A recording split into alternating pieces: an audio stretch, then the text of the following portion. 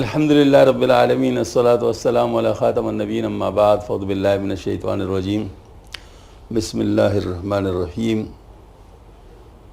معزز خواتین و حضرات، آج منگل کا دن ہے۔ منگل کے دن ہمارے ہاں حضرت مولا روم رحمۃ اللہ علیہ کی شورافا کتاب مثنوی مولا روم کا درس ہوتا ہے۔ اللہ جل شانہ ہمیں حضرت کے فیض و برکات سے وافر ایسا نصیب فرمائے۔ چونکہ یہاں پر قصوں کے ذریعے سے اور حکایات کے ذریعے سے بہت ہی مفید مضامین حضرت بیان فرماتے ہیں، جس میں حکایات مقصود نہیں ہوتے، اصل میں وہ مضامین مقصود ہوتے ہیں، تو یہ ذہن میں رہے۔ تو آج قصہ ہے قصہ اہل ذروان و حسد ایشاں بر درویشاں کہ پدر ماں اسلیمی اغلب دخل باغ را بمسکینہ میداد چو انگور بودے عشر دادے بمسکینہ وچو مویز شاب شدے عشر دادے وچو حلوہ و پالودہ عشر دادے واس فصیل عشر دادے وچو خرمن کوفتے اسکفا امیخت عشر دادے وچو گندم اسکاہ جدا کر دے عشر دادے وچو عارت کر دے عشر دادے وچو خمیر کر دے عشر دادے لا جرم حق تعالی دراں باغ و کشت برکت نہادہ بود کہ اصحاب باغ ہا محتاج او بودن ہم بمیوہ ہم بسیم و محتاج کسن عدیشاں فرزنداں عشر دیدن مکرر و برکت را نمیدن ہم چون زن بدبخت کی کیر دید کدوران میں دائد۔ آل ذرواں کا قصہ ان مساکین پر حسد کرنا کہ ہمارا باپ سادہ روحی سی باغ کی اکثر مدنی مساکین کو دے ڈالتا تھا۔ جب انگور ہوتے تو مسکینوں کو 10 پیسہ دیتے، جب کشمش اور شیرہ انگور ہوتا تو 10 پیسہ دیتے، اور جب حلوہ اور نفالودہ پکاتا تو 10 پیسہ دیتے، وہ خرید سے 10 پیسہ دے، اور جب کلیان کوٹتا تو نیم کوفتہ ملاوٹ دار کوشوں سے 10 پیسہ دیتے، اور جب گیہوں بوسے سے جدا کرتے تو 10 پیسہ دیتے، اور جب آٹا پساتا تو 10 پیسے، اور جب آٹا گونتا تو 10 پیسے دیتے۔ آگے مولانا فرماتے ہیں اس لیے حق تعالیٰ نے اس باغ کی عطیے میں ایسی برکت رکھی تھی کہ دوسرے باغات والے اس کے محتاج تھے۔ میوہ میں بھی، روپے میں بھی، اور کسی کا محتاج نہیں تھا۔ اور اس کے بیٹوں نے 10 پیسے بار بار دینا دیکھا، اس برکت کو نہیں دیکھتے کہ جیسے کہ وہ بدبخت والے جس نے کی خرد کو دیکھا اور وہ کدو کو نہیں دیکھتی تھی۔ سبحان اللہ، اللہ اکبر۔ حضرت کا جیسا طریقہ ہے کہ قصہ بیان کرتے ہیں، اور قصے سے پھر جو ہے نا بہت زیادہ مفید مضامین برآمد ہوتے تھے۔ بعض دفعہ قصہ حقیقی قصہ ہوتا تھا، جیسے کچھ تاریخ سے کوئی واقعہ اٹھا لیتے، بنی اسرائیل کا کوئی واقعہ یا کوئی اور بعض دفعہ بالکل فرضی قصہ ہوتا تھا، جیسے طوطا کی کہانی اور گدھے کی کہانی، اور کبھی کبھی بالکل فحش واقعہ ہوتا، لیکن اس سے اتنے مفید مضامین برآمد کرتے کہ آدمی حیران ہو جاتا۔ تو ابھی ایک واقعہ گزرا ہے جس کا اس میں بھی ذکر آیا کہ وہ عورت مطلب یہ ہے کہ وہ گدھے کا وہ مطلب جو ہے نا وضو دیکھتی تھی، لیکن وہ گدھو کو نہیں دیکھ رہی تھی، تو اس وجہ سے جو ہے نا مطلب اس کو نقصان ہوا۔ تو حضرت اس میں یہ بیان فرما رہے ہیں کہ بعض دفعہ وہ جو انسان لگاتا ہے نا اس کو تو دیکھتا ہے، محنت جو کرتا ہے، لیکن اس کا جو ثمر ملتا ہے اس کو نہیں دیکھتا۔ نتیجتاً ایسا ہوتا ہے کہ آدمی سمجھتا ہے کہ میں بہت ہی زیادہ سخی ہوں، لیکن وہ جو برکت اس کے ذریعے سے ملتی ہے اس کو چونکہ نہیں دیکھتا، تو نتیجتاً گمراہی میں مبتلا ہو جاتا ہے۔ تو اس میں ایک واقعہ اس کا تھا کہ ایک بزرگ تھے، ظاہر اچھے نیک آدمی تھے، جو اپنے فصل میں عشر دیا کرتے تھے مختلف طریقوں سے، جیسے قصے میں آپ نے سن لیا کہ مختلف اوقات میں وہ عشر دیا کرتے تھے، اور اس کے ذریعے سے بڑی برکت تھی۔ تو ان کے بیٹے جو ہے نا مطلب گوئے کہ چونکہ اس چیز کو نہیں جانتے تھے، وہ مطلب وہ برکت والے لائن سے باخبر نہیں تھے، وہ صرف جو عشر دینے والے لائن تھے اس سے باخبر تھے کہ دیکھو ہمارے والد اتنے زیادہ جو ہے نا وہ خیرات کرتے تو کیا۔ اب اس میں ایک بنیادی چیز ہے، اگر وہ نظر نہ آئے تو پھر واقعی انسان گمراہ ہو سکتا ہے۔ مثلا ایک جگہ پر میں نے ایک شعر پڑھا تھا فارسی کا، بڑا اچھا شعر تھا، مجھے ابھی تک یاد ہے، کسی دکان پہ مطلب لکھا ہوا تھا، اس دکان کے مالک کا نام بھی یاد ہے، ریدو گل اس کا نام تھا، ہاں جی. تو اس پہ اس نے لکھا تھا کہ در حقیقت مالک ہر شے خداس، ای امانت چندہ روزہ نزدماس. اصل میں تو ہر چیز کا مالک جو ہے خدا ہے. ہاں یہ امانت ہمارے پاس چند روز کے لیے ہے، اللہ تعالیٰ نے رکھا.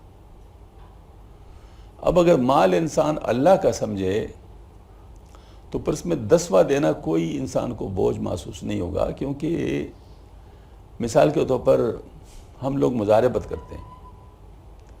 تو مضاربت کا اصول کیا ہوتا ہے؟ مضاربت کا اصول یہ ہوتا ہے کہ کوئی پیسہ دیتا ہے اور کوئی اس پہ محنت کرتا ہے. تو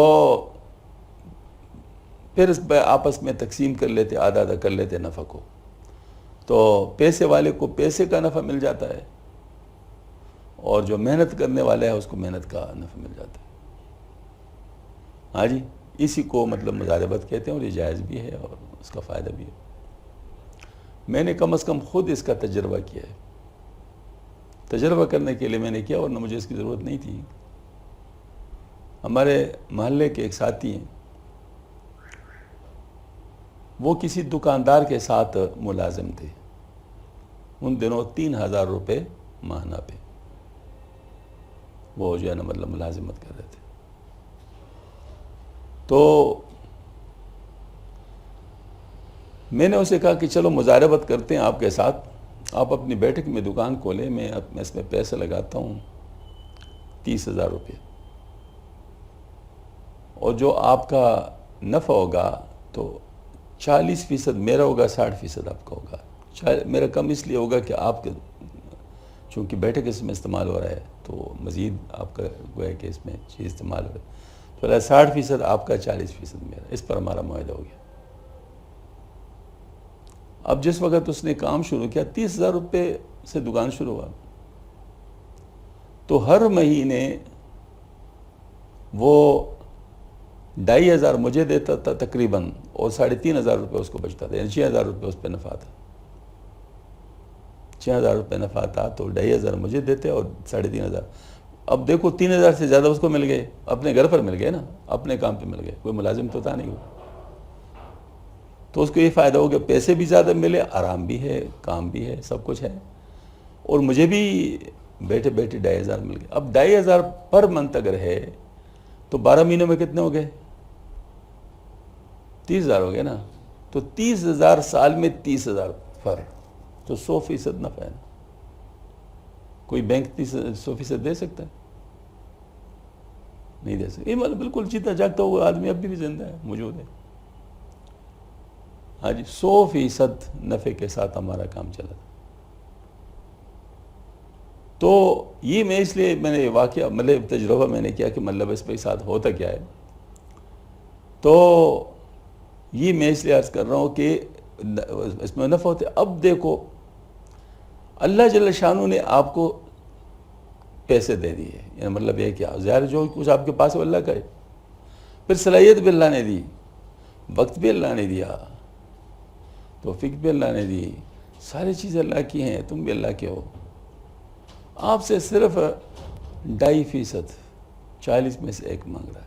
وہ بھی تمہارے لیے مانگ رہا ہے، اپنے لیے نہیں مانگ رہا، کیونکہ اس کو اس کی ضرورت ہی نہیں ہے. جو مانگ رہے تیرے لیے مانگ رہے، کو تیرے لیے وہاں پر آخرت میں اجر ہے، اور یہاں پر برکت ہے، یہاں پر حفاظت ہے. تو اگر کسی کو یہ نقطہ معلوم ہے کہ پیسہ اللہ کا ہے، پیسہ اللہ کا ہے، اور یہ صرف مجھے گویا کہ وقتی طور پر دیا ہوا ہے، اور اللہ پاک نے قانون کے تحت مطلب مجھ سے وہ مانگا کہ یہ جو ہے نا وہ میں آپ کو لوٹا دوں گا کہ آخرت میں. ہاں جی. اب اگر کوئی اس میں سستی کرے، اس کے اندر اگر بخیلی کرے تو کتنا بدبخت ہوگا. تو پھر اس کے ساتھ قارون جیسا معاملہ ہو جاتا ہے کہ اس کے سر کے اوپر سارا مال رکھ کے ان کو غرق کر دیا. اسی پہ کیا تھا. تو حضرت مطلب جو ہے نا وہ سمجھانا چاہتے ہیں کہ یہ جو وہ صاحب عشر دیا کرتے تھے، کیونکہ اجناس میں عشر ہوتا ہے، اجناس میں عشر ہوتا ہے نا، کاروبار میں 40 پائے اور جو ہے نا اجناس میں عشر ہوتا ہے.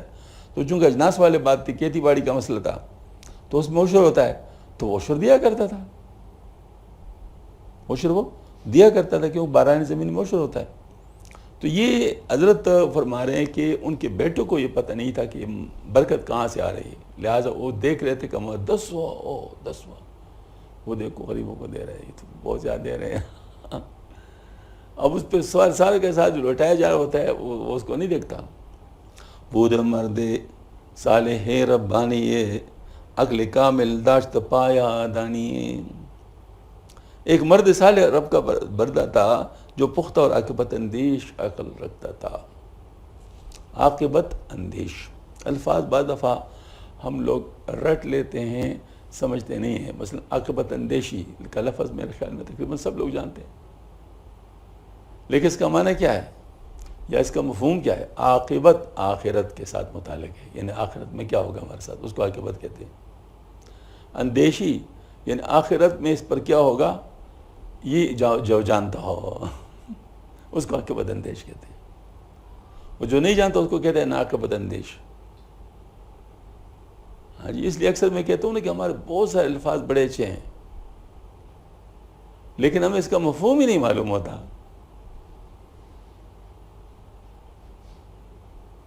ہمیں اس کا مفہوم ہی نہیں معلوم ہوتا کہ ہمارا مفہوم، اس سے مفہوم کیا ہے. تو یہ جو ہے نا مطلب یہ ہے کہ جس سبحان اللہ ہم کہتے ہیں، لیکن سبحان اللہ کا مطلب یہ ہے کہ جس کو ہم کہتے ہیں سبحان اللہ، یا کس طرح کہتے ہیں الحمدللہ، کہتے ہیں اللہ اکبر، الفاظ تک رہ گئے ہیں. اس کے پیچھے جو حقیقت ہے وہ نظر سے مخفی ہے. اگر وہ نظر میں آ جائے تو پتہ نہیں ہمارے دل کی کیفیت ہی بدل جائے. ہاں جی، آج ہی کی بات ہے، میرے خیال میں ہمارے کوئی نئے ساتھی ہیں، تو اس نے مجھے میں نے وہ جو دیا تھا نا ذکر جو دیتا ہوں 33 دفعہ سبحان اللہ، 33 دفعہ الحمدللہ، 34 دفعہ اللہ اکبر، تو وہ ذکر میں نے دیا تھا. تو اس نے کہا کہ میں جب ذکر کرتا ہوں تو سبحان اللہ کے ذکر میں کچھ مجھے مسائل ہوتے ہیں. ہاں جی، تو یہ کیا چیز ہے؟ تو وہ پھر میں نے اسے کہا کہ جو سبحان اللہ کے ساتھ آپ کیا مطلب تصور کر لیں، وہ پھر میں نے ان کو سمجھایا. تو یہ اصل میں اس کے پیچھے پورا ایک مفہوم ہوتا ہے.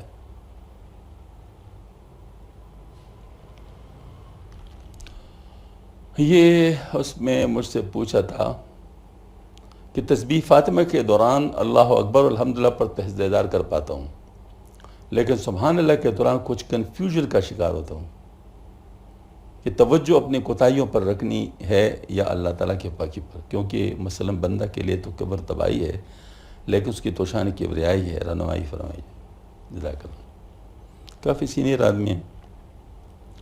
تو میں نے یہ کہا کہ سبحان اللہ میں یہ تصور کرے کہ اللہ تعالیٰ کی ذات ہر تصور سے بالا اور پاک ہے. یعنی اللہ تعالیٰ کی ذات ہر تصور سے بالا اور پاک ہے. تو یہ پھر میں نے اس کو مزید پھر کہا کہ ہر تصور سے اس کو پاک سمجھو اور بالا، جب کہوں اپنی میں زبان سے سبحان اللہ. مطلب یہ تصور ہمارا ہونا چاہیے. وہ بڑا، اس کی کبریائی کی کوئی حد نہیں ہے. اللہ اکبر کول دے ابدیت کا تعالیٰ. یعنی اللہ اکبر جب ہم کہتے ہیں تو جب اللہ بہت بڑے ہے تو اس کے سامنے جھکنا نہیں، تو کس کے سامنے جھکنا؟ تو اللہ اکبر کہنا ہماری ابدیت کے لیے بنیاد ہے، بندگی کے لیے بنیاد ہے. کبھی اللہ اکبر کہتے ہوئے میں سوچا یہ کچھ؟ ہاں جی، اللہ اکبر ہم ہر جگہ کہتے ہیں، ہر بار کہتے ہیں. الحمدللہ سے تعریف صرف اس کے لیے، الحمدللہ سے تعریف صرف اس کے لیے، ہو نہ تسلیم ہو ختم نفس کا جالا. جب ساری تعریفیں اس کے لیے تو پھر نفس کہاں ہے؟ ہاں، اصل میں انسان اپنے نفس کے ساتھ محبت کرتے ہیں نا، تو جب تعریف اللہ کی آ جائے تو نفس کا معاملہ گول ہو جائے گا. اور لا الہ سے ہر ایک غیر سے تعلق توڑ کر، اور لا الہ سے ہر غیر سے تعلق توڑ کر بس اس سے جوڑوں کہ اغیار کا تو دیکھا بالا.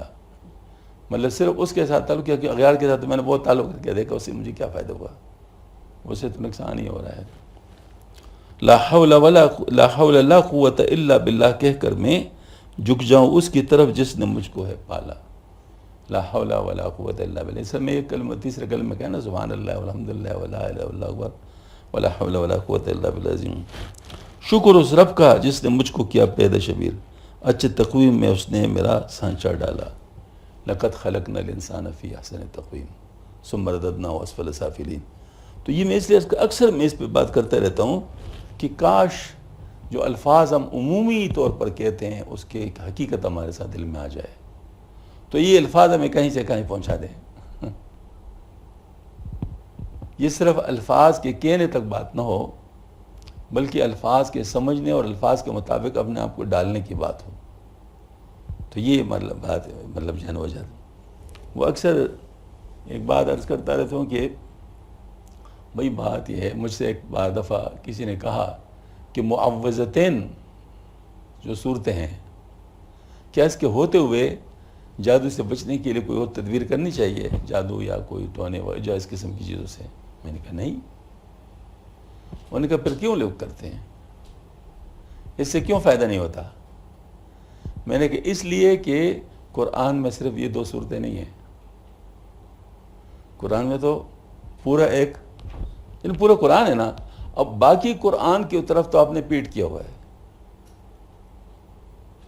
باقی قرآن کی طرف تو آپ نے پیٹ کیا، اور صرف ان 2 صورتوں کی طرف دیکھ رہے ہو کیونکہ آپ کا دنیائی مقصد اس کے ساتھ وابستہ ہے. تو کتنی بے وفائی ہے قرآن کے ساتھ. تو قرآن کے ساتھ بے وفائی کرتے ہوئے تم سمجھتے ہو کہ مجھے معوذتین فائدہ دے گا. کیسے فائدہ دے گا؟ تم قرآن کے ساتھ وفاداری سیکھو، خدا کی قسم بسم اللہ الرحمن الرحیم بھی کافی ہے، باقی تو بہت دور کی بات ہے. صرف بسم اللہ الرحمن الرحیم بھی کافی ہے اگر قرآن کے ساتھ آپ کو وفاداری مل جائے. تو اصل بات یہی ہے کہ میں کہتا ہوں کہ یہی وہ چیز ہوتی ہے انسان کے اندر تبدیل ہوتی ہے جب اس کا نفس ماننا سیکھ لیتا ہے تو دل سبحان اللہ اللہ کا بن جاتا ہے. ہاں جی، اور پھر اللہ کے پاس جو کچھ ہے وہ سارا اس کا ہو جاتا ہے. من کان للہ کان اللہ لہ، جو اللہ کا ہو گیا اللہ اس کا ہو گیا. یہ والی بات ہے. تو یہاں پر بھی مطلب وہ بات ہے کہ ان کو ذرا اس کا علم نہیں تھا.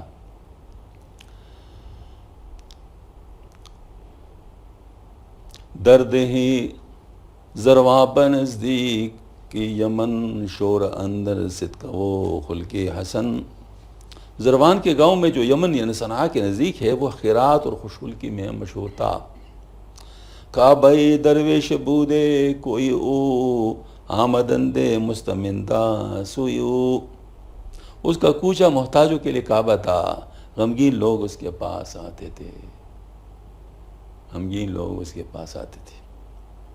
حمز خوشا عشر دادے بیریا حمز گندم چوشو دے از کا جدا. وہ بلا ریا خوشا سے بلا ریا خوشا سے بھی 10واں حصہ دیتا، گیہوں سے بھی جب وہ پوسے سے جدا ہو جاتے. آرد گشتے عشر دادے ہم ازاں ناشدے عشرے وہ گردادے زنا. گیہوں آٹا بن جائے تو اس سے بھی 10واں حصہ دیتا، روٹی پکتی تو روٹی سے بھی 10واں حصہ دیتا. سبحان اللہ سبحان اللہ. ہمارے گاؤں کے اندر، بلکہ میں تو کہتا ہوں آپ لوگ کے گاؤں کے اندر بھی یہ چیز ہوگی، اب نہیں ہے، پہلے تھی کہ گھر کے اندر جب روٹی پکتی تھی اکثر تندور پہ روٹی پکتی تھی نا، تو ایک روٹی ہر گھر والا وہ جو ہے نا یا مسجد کو دیتے یا جو فقیر وغیرہ آتے تھے تو اس کے لیے باقاعدہ جگہ بنی ہوتی تھی باہر، کیونکہ عورتیں ظاہر مطلب ہے کہ وہ مانگے وہ جو باہر اس میں رکھ لیتے، وہ جیسے تاک ساو بنا ہوتا تھا تو اس میں وہ روٹی رکھ لیتے، اور وہ جو مانگنے والے ہوتے تھے یا یہ اکثر ہمارے یہاں الحمدللہ بڑا اچھا نظام تھا. مسجدوں کے اندر جو حافظ صاحبان ہوتے تھے وہ پڑھاتے تھے، تو ان کے لیے کوئی باقاعدہ انتظام مدرسوں کا تو نہیں ہوتا تھا، تو اس کو ہم کہتے چڑھ کہتے تھے، چڑھ گواڑی. تو وہ جو ہے نا پھر وہ ان کے طرف سے وہ طالب علم آتے اور وہ پورے گھروں کی جو ہے نا مطلب وہ کرتے، تو وہ ہر گھر سے ان کو روٹی بھی ملتی، ایک روٹی یا آدھی روٹی، جس نے جو حساب بنایا ہوتا تھا وہ آدھی روٹی یا ایک روٹی وہ جو ہوتے تھے، اور سالن بھی ان کے ساتھ ہوتا تھا، سالن بھی ڈال لیتے، ہاں جی، وہ سب سالن مکس ہوتا تھا، ہاں کہ اس میں دال بھی آ رہا ہے، اس میں ساگ بھی آ رہا ہے، اس میں گوشت بھی آ رہا ہے، مطلب جو جس کے ہاں پکا ہوتا تھا وہ سب ایک ہی برتن میں آ رہا ہوتا تھا، تو جس کو کوکٹیل کہتے تھے نا، صحیح معنی میں وہ کوکٹیل ہوتا تھا، یعنی ہر چیز اس کے اندر ہوتی تھی، وہ جو ہے نا وہ لوگ اس کو کھا لیتے، جو مطلب جو طالب علم وغیرہ ہوتے تھے۔ یہ باقاعدہ ایک پیارا نظام چلتا تھا ہمارے دونوں گاؤں میں، جہانگیرہ میں بھی یہی تھا، زہر کا میں بھی یہ تھا، ہاں جی، تو یہ اچھا نظام، اور میرے خیال میں آپ لوگ کے یہاں بھی ہوا کرتا ہوگا، تو یہ اچھا نظام تھا۔ ایک یہ نظام بڑا اچھا چلا ہوا تھا، اللہ تعالیٰ اس کو دوبارہ لائے۔ دوسرا نظام حجرے والا ہوتا تھا کہ مہمان مشترک ہوتا تھا، یعنی محلے کا مطلب ایک حجرہ ہوتا تھا، اس میں جو بھی آتا تھا بس اس میں چارپائی اس کو مل جاتی آج، اور کھانا بھی سب اپنے اپنے طرف سے وہ جو پکایا ہوتا ہے تھوڑا تھوڑا لے آتے، سب اکٹھا کھا لیتے، اس حجرے میں کھا لیتے، بس جو ہے نا مطلب یہ انتظام ہوتا تھا، ہاں جی، بہت بڑے اچھے انتظام تھے ماشاءاللہ اس وقت، یعنی خلوص کے ساتھ ایک انتظام تھا، بس وہ چل رہا ہوتا تھا، جس کے لیے کوئی تکلف وغیرہ کی بات نہیں ہوا کرتی تھی، بس ایک سسٹم تھا جو چل رہا تھا۔ اب بیٹھکیں ہو گئیں، ہمارے ایک آدمی کا بیٹھک سے تو اب ڈرائنگ روم بن گئے، بیٹھک میں تو پھر بھی سونے کی جگہ ہوتی تھی، یعنی اب تو ڈرائنگ روم میں سونے کی جگہ نہیں ہوتی، ہاں جی، تو یہ مطلب وہ نظام مطلب اس وقت اس طرح چلتا تھا۔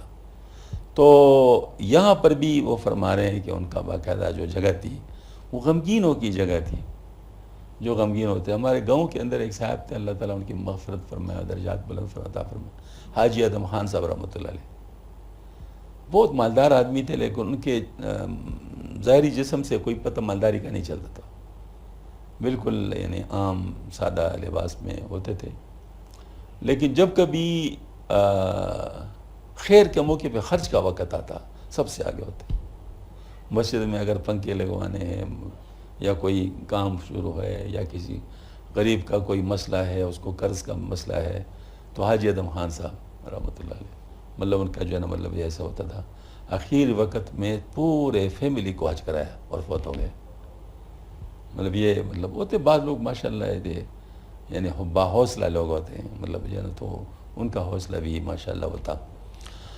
تو خیر بہرحال یہ صاحب بھی اسی طرح تھا کہ کہ اس کا کوچا محتاجوں کا کعوہ تھا، غمگین لوگ اس کے پاس آتے تھے۔ حمزے خوشا عشر دادے بیریا، حمزے گندم چوش دے از کا وجا، وہ بلاریہ خوش سے 10 بجے سے گیوں سے بھی جب وہ مسجد آرد گشتے، عشر دادے ہم ازاں ناشدے عشرے دیگر دادے زنا، گیہوں کا آٹا بن جائے تو اس سے بھی 10 فائدہ دیتا، روٹی پکتی تو روٹی سے بھی 10 فائدہ دیتا، از انب عشرے بدادے وزی مویز عشرام دادے ازو دو شابنیز، انگور سے 10 فائدہ دیتا، کشمش سے بھی 10 فائدہ دیتا، دو شاب سے بھی ہم عشر ہر دخلے فرو نگزاشتے 4 12 دادے آنچی کاشتے، وہ کسی پیداوار کا 10 فائدہ سے ترک نہیں کر دیتا، جو چیز بوتا اس سے 4 بار دیتا۔ پس وصیت ہا کے کر دے ہر زمان جمع فرزاندی خدا جو بہت سی وصیت تھی جو وہ جوان ہر وقت اپنے تمام بیٹوں کو کرتا تھا، کل اللہ قسم مسکی بعد من درام گیر از غرور خوشتن، کہ اللہ سے ڈرنا میرے مرنے کے بعد اپنے غرور سے مسکین کیسے نہ مار لینا، تابمان برشما کشتو استمار در پناہ طاعت حق استوار، تاکہ کہتے اور پل اللہ تعالیٰ کی اطاعت کی بنا پہ تم پر قائم رہے۔ آگے مولانا فرماتے ہیں دخلہا و میوہا جملہ زیب حق فرستادست بے تخمی و ریب، پیداوار میں اور میوے سب حق تعالیٰ نے غیب سے بے انداز و بلا شبہ بھیجے ہیں، در محل دخل اگر خرجے کنی درگئے سودست برسود زنی، فصل کی پیداوار کے موقع پر اگر تم خدا کی راہ میں خرچ کرو تو اس کی درگاہ فائدہ کی کان ہے، تو تم فائدے پر پہنچو۔ من جا بالحسن فلو عشر امثال ہے، اس کی تائید میں 2 مثالیں پیش فرماتے ہیں۔ ترک اغلب دخل را در کشت زار بعد کار چو وست اصل سمار، یعنی کسان پیداوار کے بڑے سے کو دوبارہ زمین میں بو دیتا ہے کیونکہ وہ فصل کے ثمرات کا بیج ہے. یعنی جیسے گنے کو بھی وہ کر لیتے ہیں، گندم کو بھی اس طرح، مطلب وہ جو کاش کر جو مطلب کاش کرتے وہی چیز دوبارہ اس کو ملتی ہے. یعنی اس کا کچھ حصہ کاش کرتے تو باقی مل جاتا ہے. ویسے کبھی اندازہ لگانا چاہیے، میں نے کبھی انداز تو نہیں لگایا، ابھی خیال آیا کہ جو ہم کاش کرتے ہیں وہ ملنے کا کتنا حصہ ہوتا ہے. تقریباً اس کو اگر دیکھا جائے مطلب عموماً یعنی کتنا حصہ اس کا کاش کرنا پڑتا ہے. تھوڑا سا حصہ ہوتا ہے لیکن پھر وہ ظاہر ہے پورے فصل اس سے آتی ہے، اس کے ساتھ مطلب ہو جاتی ہے. اچھا زیادہ بوتا ہے اور اس میں سے کہا کم ہے کیونکہ اس کو فصل کے اگنے پہ شبہ نہیں ہے، چونکہ اسے اطمینان ہے کہ جو کچھ میں بوں گا ضائع نہیں جائے گا، اس لیے وہ زیادہ سے زیادہ تخم ریزی کرتا ہے. زاب افشانت بگشتن ترک دست کاغلا اشحمزہ زمین حاصل شداست. کسان اس لیے کھیتی بونے میں ہاتھ سے بیج جاڑتا ہے کہ وہ بیج کا غلہ بھی اس کی زمین کا حاصل ہوا ہے، یعنی اسی سے نکلا ہے. کفش گرہم آنچی افزائد زنا میں خرد چرم اوادی مسختیاں، یعنی موچی بھی جو کچھ اس کے کھانے سے بچ جاتے ہیں اس سے اکال میشہ اور چرم خرید لیتا ہے. کہ اصول وخلم یہاں بودا اند ہم از یہاں میں شک شاید رس کا بند، کیونکہ موچی سوچتا ہے کہ یہ چیزیں میرا بدنی کے باعث بن رہی ہیں، انہی سے میرا بند شدہ رزق کھلتا ہے. دخل جا آمد استشلا جرم ہم درنجا میں کنت داد و کرم، اس کو آمدنی وہیں سے ملی ہے اس لیے وہی وہ کلے دل سے خرچ کرتا ہے. ای زمین سختیاں پر دست و پس اصل روزی از خدا دا ہر نفس، یہ زمین اور چمڑا تو صرف پردہ ہے، اصل روزی ہر لمحہ خدا سے سمجھو. یہ اسباب اللہ تعالیٰ کی حجت ہے، در حقیقت اسباب کے پردے میں خود تعالیٰ روزی اس رسانی کا فعل بچا لاتا ہے.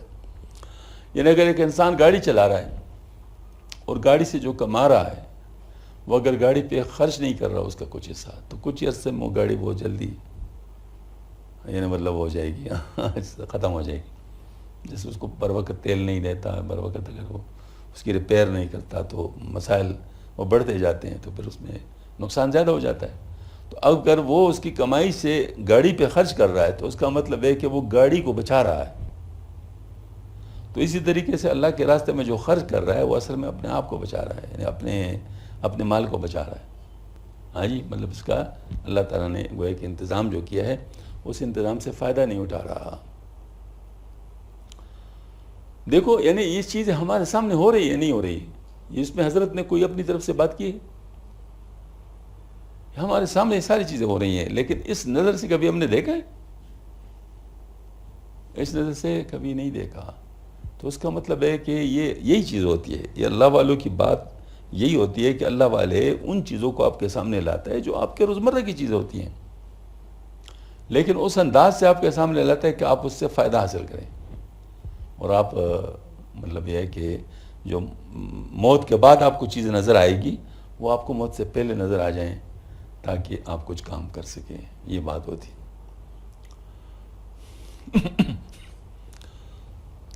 چوبکاری در زمین اصل کار تابرود ہر رکے راست ہزار، لہذا جب تم بیچ بو تو اصل زمین میں بو تاکہ ایک ایک دانہ سے لاکھ دانے پیدا ہو. یعنی خرچ کرو تو خدا کی راہ میں کرو جہاں سے بے انتہا پل ملتا ہے، اور جب اسباب سے کام لو مسبل اسباب پر نظر رکھو.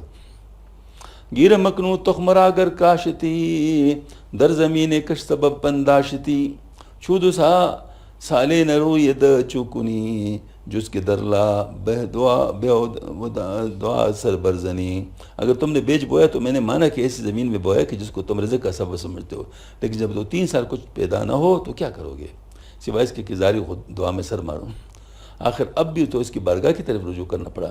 اگر ابتدا سے اس کی طرف رجوع رکھو تو اس کے روزی سامان رسان پر حق سمجھو تو کیا اچھی بات ہے. یعنی مطلب یہ ہے کہ اگر آپ اللہ تعالیٰ کی طرف متوجہ رہے تو بہت سارے اسباب جو دنیا کے آپ کو اختیار کرنے پڑ جاتے ہیں ان اسباب سے بائی پاس ہو جائے گا معاملہ آپ کا. اس کے مثالیں میں آپ کو دیتا ہوں. مثلا دیکھو بیمار ہوتا ہے آدمی، صحت حاصل کرنے کے لیے ڈاکٹر کے پاس جاتا ہے جو ایک سبب ہے، لیکن شفا اللہ کے ہاتھ میں ہے. ڈاکٹر کے دل میں بھی اللہ تعالیٰ ہی ڈالتا ہے کہ اس کو یہ دوائی دو اور اس کو یہ بتاؤ، اس کو یہ بتاؤ. اگر اللہ تعالیٰ نہیں کرنا چاہتا تو اسپیشلسٹ بھی کنفیوز ہو جائے گا،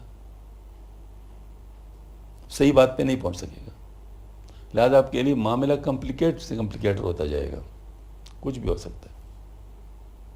اس لیے طریقہ یہ ہے کہ بھئی ڈاکٹر سے پہلے جانے سے پہلے کچھ صدقہ کرو اللہ کے راستے، اللہ کی طرف جھکو، پہلے صلاۃ حاجت پڑھ لو، اللہ تعالیٰ سے مانگو، پھر جاؤ ڈاکٹر کے پاس. سنت بھی یہی ہے کہ آپ صلی اللہ علیہ وسلم جب کبھی موزے کا جو ہے نا وہ پھٹ جاتا تو اس کو پہلے اللہ تعالیٰ سے مانگتے، پھر اس کے بعد وہ اس کے سبب ڈھونڈتے. تو اس کو آپ اس پر ساری چیزوں پہ ملٹیپلائی کر دو. مطلب یہ ہے کہ اسباب اختیار کرو کیونکہ اللہ پاک کا حکم ہے، لیکن مسبب الاسباب سے رابطہ پہلے کر لو تاکہ اسباب کے اندر جان وہ ڈالے، تاکہ اسباب کے اندر وہ جان ڈالے. تو بعض دفعہ مطلب اللہ پاک آپ کے بہت تھوڑی سی محنت سے سارا کام کروا دے گا، اور اگر اللہ تعالیٰ اس سے جان نکال لینا تو پھر کرتے رہو، پھر پھرتے رہو، پتہ نہیں کہ کیا کیا چکر آپ کو لگانے پڑ جائیں گے. ہاں جی، اور کام پھر بھی نہیں ہوگا. ہاں جی، اب دیکھو کسی کا علاج ہوتا ہے امریکہ میں، امریکہ جانا پڑتا ہے، اور پتہ نہیں کسی کا چین جانا، کسی کو چین جانا پڑتا ہے لیور کے لیے، پتہ نہیں کیا کیا کرنے. اور کسی کا اللہ پاک یہاں پر ہمارے پشتوں میں یہ بڑھیاں ایک دعا کرتی ہے، وہ مجھے یاد ہے اور اس دعا کی قبولیت بھی مجھے یاد ہے. ہاں جی، وہ دعا کرتی ہے کہ خدا تعالیٰ مدد منگی بدارو کا، اللہ تعالیٰ آپ کے لیے گڑے کا پانی دوائی بنا دے. یہ دعا کبھی سنی؟ آپ نے سنی ہوگی. ہمارے اللہ کی بڑھیا اس طرح دعا کرتی ہے، خدا تعالیٰ تو منگیو بدارو کا، یعنی اللہ تعالیٰ آپ کے لیے گڑے کا پانی دوائی بنا دے. اور یہ ایگزیکٹلی میرے ساتھ ہوا ہے، ایگزیکٹلی میرے ساتھ ہوا ہے. کم از کم مجھے تو اس کا پتہ ہے کہ ایسا ہوتا ہے. کیسے؟ ہمارے پیاس کا آخری رات تھی، یعنی مطلب اس کے بعد پھر کل ہماری پریزنٹیشن تھی، اور اس کے بعد بس ہمارا اسٹڈیز ختم. آخری رات، اس وقت میں بیمار ہو گیا، اور اتنا شدید بیمار ہو گیا کہ پوری رات میں نے چارپائی پہ بغیر سوئے تکلیف میں کاٹی. اور صبح نماز کے لیے بھی اٹھنا میرے لیے محال تھا، اور نماز کے لیے میں لوگوں کو اٹھاتا تھا. تو پھر یہ ہے کہ بڑی مشکل سے اٹھا ہوں، تو ایک دو کی ناکنگ کی، پھر ان کو ڈیوٹی لگائی. میں نے کہا تم باقیوں کو اٹھاؤ. ہاں جی، پھر نماز بھی میں پڑھاتا تھا، تو پڑھائی مجھ سے نہیں گئی. 3 دفعہ سا ہوا. میں نے کہا بس اب اپنی پڑھو. میں نے بھی اپنی نماز پڑھی. اس حالت تک مطلب کہ میں بیمار ہو گیا تھا. مجھے نہیں معلوم تھا کہ کیا تھا، لیکن پورے جسم میں درد، اٹھا نہیں جا رہا تھا. تو خدا کی شان، صبح مجھے پیاس لگ گئی. پیاس تو ویسے بھی لگتی، تو ٹیپ واٹر کوئی حساب ہی نہیں ساتھ. اس وقت جب مجھے ضرورت پڑ گئی تو بڑی مشکل سے گلاس لے کر جو ہے نا وہ نلکے تک پہنچا، اور میں نے ایک گلاس پانی پی لیا. اس گلاس سے مجھے محسوس ہوا جیسے وہ کوئی صحت اس کے ساتھ مثلا مل رہی ہے، جیسے مطلب میں اس کے ساتھ ٹھیک ہو رہا ہوں. تو مجھے بڑی خوشی ہوئی. میں نے کہا یہ تو بڑی زبردست چیز ہے. پھر میں نے ایک گلاس اور بھی لے لیا، تو دوسرا گلاس بھی پیا. جب 2 گلاس پیے تو بالکل ٹھیک ہو گیا. یعنی ایسی جیسے مجھے بیماری تھی ہی نہیں. یعنی یا 2 گلاس پینے سے پہلے میری جو حالت تھی اور 2 گلاس پینے کے بعد جو حالت تھی، میں آپ کو بیان نہیں کر سکتے کہ کیا صورتحال تھی. بالکل ٹھیک ہو گیا. حتیٰ کہ مجھ پر وہ رات کا جو رت جگہ تھا اس کا بھی اثر نہیں تھا کہ وہ کیا ہوا. اللہ نے کہ اگر صحت مند آدمی پوری رات جاگے تو نارمل ہوتا ہے، نارمل نہیں ہوتا. مطلب اس کا تو بیماری کے ساتھ کوئی تعلق نہیں ہے نا، وہ تو صحت مند آدمی کے ساتھ بھی ہوتا ہے. تو مطلب اس کا بھی مجھے کم از کم یاد نہیں ہے کہ مجھے کوئی محسوس ہو کہ میں رات کو جاگا ہوں. اچھا خیر، ایسا ہوا پھر خود ہی ڈائننگ ہال گیا، کیونکہ ناشتے کا ٹائم تھوڑی دیر بعد ہو گیا. ناشتہ میں نے کیا، کسی کو کچھ پتہ نہیں چلا کہ میرے اوپر رات کیسے گزری ہے. پریزنٹیشن بھی بہت فرسٹ کلاس ہوئی، کوئی مطلب درمیان میں پرابلم نہیں ہوا، الحمدللہ رزلٹ بھی اچھا ہے۔ ہاں جی، پھر میں نے یوسف صاحب ہمارے ساتھی، ان کو میں نے کہا رات میرے سے گزر، کہتے نہیں ہوا تو ٹھیک، لیکن ابھی ڈاکٹر کے پاس جانا ہے، دیکھیں کہ ہوا کیا ہے۔ میں نے کہا چلو پھر چلتے ہیں، تو مجھے ڈاکٹر کے پاس لے گئے۔ ڈاکٹر کو سارا واقعہ بتایا، اس نے کہا جو کچھ ہو گیا بس ہو گیا، بس کو میں کچھ نہیں کہہ سکتا، میں اس کو ٹانک دیتا ہوں کہ اگر کوئی کمزوری تھی تو دور ہو جائے۔ ٹھیک ہے، اس نے مجھے ٹانک دے دیا۔ ہاں جی، وہ میں نے استعمال کر لیا، جیسے ڈاکٹر نے کہا استعمال کر لیا، لیکن یہ ہے کہ بہرحال اس کے مجھے کچھ پرابلم تھا نہیں۔ تو یہ میں اس لیے عرض کرتا ہوں، یہ جو چیز ہے اللہ پاک جو بڑیاں دعا کرتی تھی نا کہ اللہ دے منگی وہ بداروں کا، تو یہ تو کم از کم میں دیکھ چکا ہوں کہ کیسے ہوتا ہے، اللہ تعالیٰ کرتا ہے۔ ہاں جی، اس وجہ سے جب کبھی بیمار ہو آدمی، سب سے پہلے اللہ سے مانگے، 2 رکعت صلاۃ تہجد اگر پڑھ سکتا ہے تو پڑھ لے، کیونکہ بیماری کے مختلف سٹیج ہوتے، بعض دفعہ تو انسان فرض نماز بھی نہیں پڑھ سکتا، 2 رکعت صلاۃ تہجد کیا پڑھے گا۔ ہاں جی، لیکن بہرحال اگر پڑھ سکتا ہے تو پڑھ لے، اور پھر اس کے بعد اللہ تعالیٰ سے مانگے، اور پھر اس کے بعد کچھ صدقہ کرے۔ ہاں جی، پھر باقاعدہ ڈاکٹر سے رابطہ کر لے۔ ہاں جی، اللہ تعالیٰ اس کے ہاتھ میں شفا آپ کے لیے ڈال لے گا انشاءاللہ۔ ہاں جی، یعنی آپ کی گوئے کہ اس عملے ڈاکٹر پہ نظر نہ ہو، وہ بطور سبب نظر ہو، لیکن ڈاکٹر پہ نظر نہ ہو کہ ڈاکٹر کچھ کر سکتے ہے۔ ڈاکٹر وہی کر سکتا ہے جو اللہ چاہتا ہے، اگر اللہ نہیں چاہتا تو ڈاکٹر کیا کر سکتا ہے؟ کچھ بھی نہیں کر سکتا۔ ہمیں پتہ ہے ڈاکٹر ہمیں ٹیلی فون کرتے ہیں، ہمیں فون کرتے ہیں دعا کرو جی مسئلہ ہے، یہ فلاں مسئلہ ہے، یہ فلاں مسئلہ ہے، باقاعدہ فون کرتے ہیں۔ ہاں جی، تو اس کا مطلب ہے کہ ان کو بھی پتہ چل جاتا ہے نا کہ یہ یہاں پر ہمارا بس نہیں چلتا۔ تو یہ اس وجہ سے جو نا مطلب ہے کہ ہمیں پہلے اللہ تعالیٰ کے ساتھ رابطہ کرنا چاہیے۔ 10 بر سر میں زنت سوئی الہ، دست و سر پر دانے زرس قش گواہ۔ اب تم خدا کی طرف رجوع کر کے سر پیٹ رہے ہو، یہ ہاتھ اور سر خدا کے رزق دینے کے گواہ ہیں۔ یعنی یا تو یہ مطلب ہے کہ خود یہ سر اور ہاتھ جس سے تم پیٹنے کا کام لیتے ہو خدا کے نام و احتیاط ہے، انہی سے تم کو عبرت پکڑنی چاہیے کہ جس طرح یہ احتیاط اپنے کوشش کے بغیر حاصل ہوئے ہیں، اس طرح کہتی کہ پیداوار بھی ہمارے کوشش پر نہیں ہے، بلکہ خدا کی کرم پر موقوف ہے، لہٰذا ہم کو اسی سے امیدوار اور اسی پر متوکل لینا چاہیے۔ یہی مطلب ہے کہ اب تمہارا روٹنے پیٹنے سے عمل کی شہادت ہے کہ رزق اللہ کے ہاتھ ہے، تمہارے اپنے اختیار میں نہیں۔ اگر اپنے اختیار میں ہوتا رونے پیٹنے تک نوبت نہ پہنچتی۔ تابیدانی کسل اصلی رزق اوست، تامزوے جو اداں کو رزق نکو رزق جوست، تاکہ تمہیں معلوم ہو کہ رزق کا اصل مبدا اللہ جل شانہ ہے، تاکہ رزق کو طلب کرنے والا اس سے طلب کر لے۔ یہ اصل میں حضرت مجدد صاحب ہم تو ایک بات بار بار کرتے ہیں، لیکن وہ ہم اس کو ویسے ہی جس کو کہتے ہیں نا وہ واہ واہ اڑا دیتے ہیں، یعنی تعریف کر دیتے ہیں کہ ماشاءاللہ ماشاءاللہ کیا بات فرمائی، لیکن وہ اس سے وہ سبق نہیں لیتے کہ وہ جو حضرت سمجھانا چاہتے ہیں اس کو کبھی اس پہ سوچتے بھی نہیں کہ آخر وہ کیا فرما رہے ہیں۔ حضرت فرماتے ہیں کہ تصوف کا بنیادی مقصد یہ ہے کہ جو چیز تجھے علم دکھا رہا ہے بتا رہا ہے وہ تمہارے مشاہدے میں آ جائے اور تم اس کو واقعی سمجھو۔ مثال میں دیتا ہوں، جیسے اللہ پاک نے مجھے دکھایا کہ پانی پینے سے کیا ہوتا ہے، اب اس کے لیے مجھے کسی دلیل کی ضرورت ہے؟ دلیل کی ضرورت اس وقت ہے جب وہ چیز میں نے نہیں دیکھی ہو۔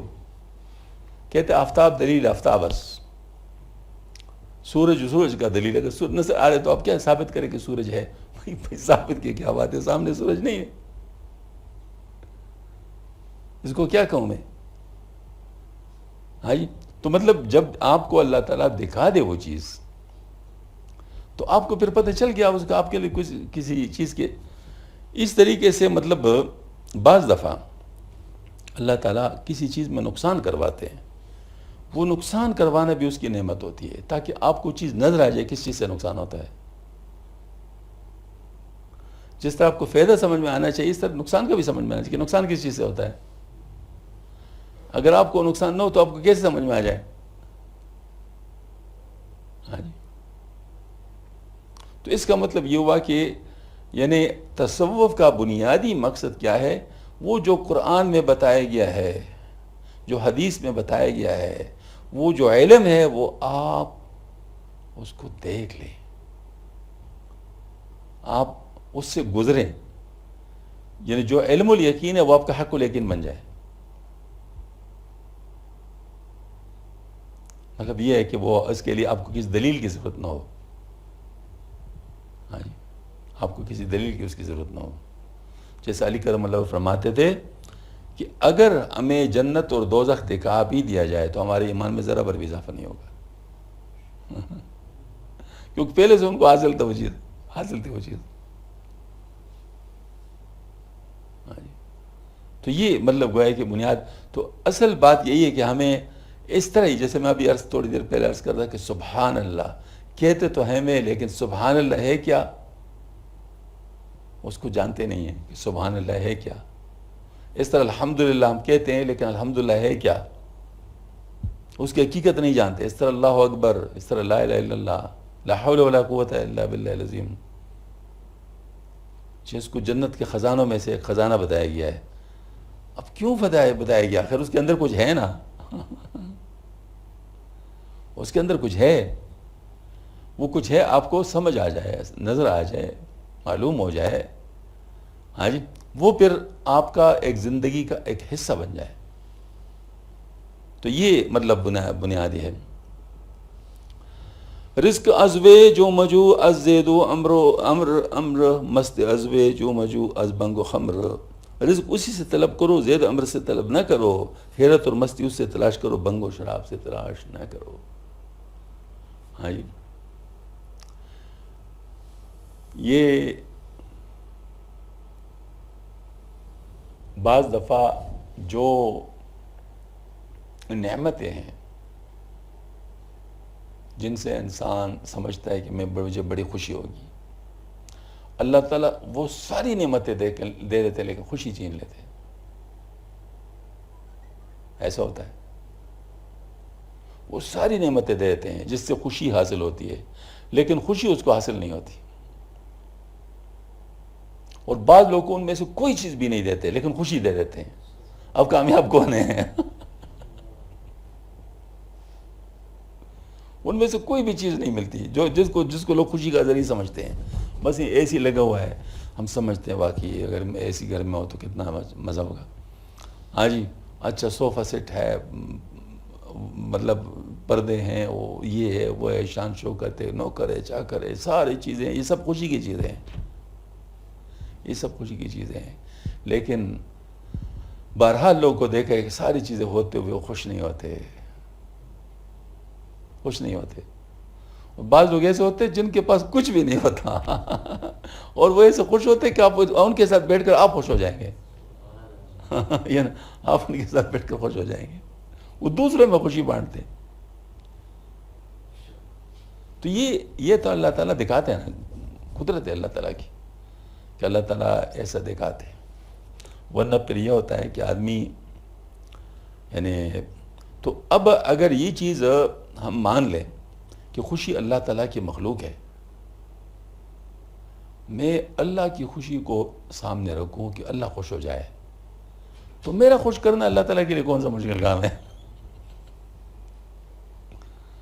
ہاں جی، میرا خوش کرنا اللہ تعالیٰ کے لیے کوئی مشکل نہیں ہے. وہ مجھے جس چیز سے بھی خوش کرنا چاہے خوش کر لے گا اور مجھے خوشی نصیب ہو جائے گی. یہ بات ہے. ورنہ صحیح بات میں عرض کرتا ہوں کہ لوگ پورے عمر ان چیزوں کے پیچھے پڑے ہوتے ہیں کہ یہ ملے گا تو یہ ہو جائے گا، یہ ملے گا تو یہ ہو جائے گا، یہ ملے گا.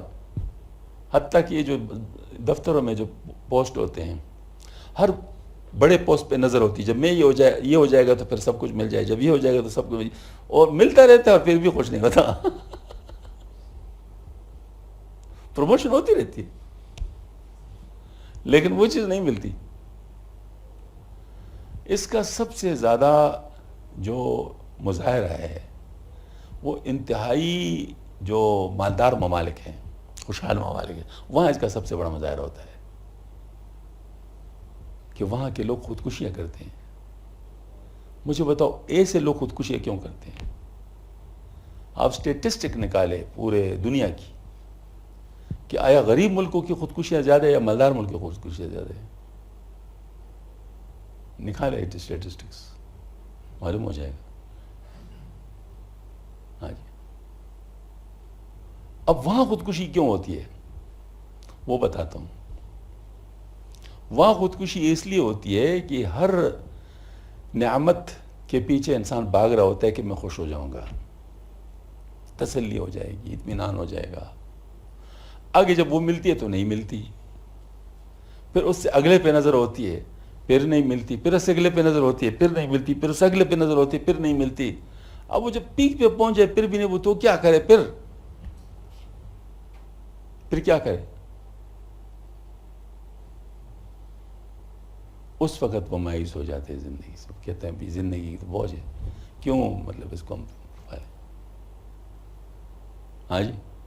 تو بس اپنے آپ کو ختم کر لیتے، اپنے آپ کو ختم کر لیتے.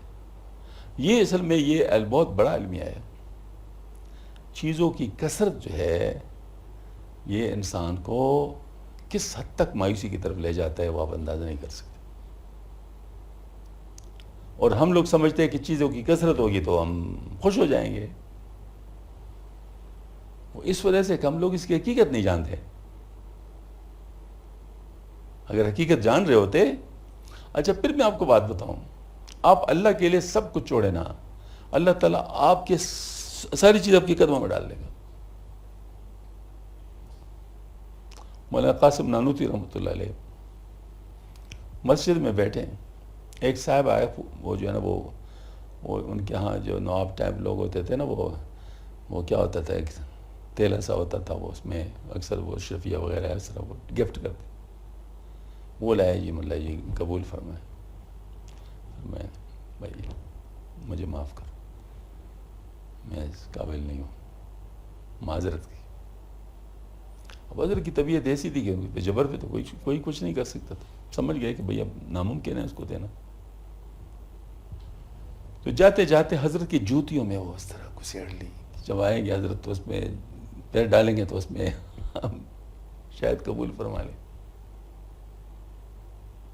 حضرت جب کام کے لیے باہر نکل رہے تھے تو پیروں میں جوتے میں پیر ڈل نہیں رہا. تو انہوں نے اٹھا کے دیکھا تو اس سے اشرفی گری. تو انہیں اس طرح کہنا دے اور لوگوں سے کہا یہ لوگ ان کے پیچھے پھرتے ہیں، لیکن جو لوگ اس سے بھاگتے ہیں یہ ان کے پیچھے پھرتے ہیں.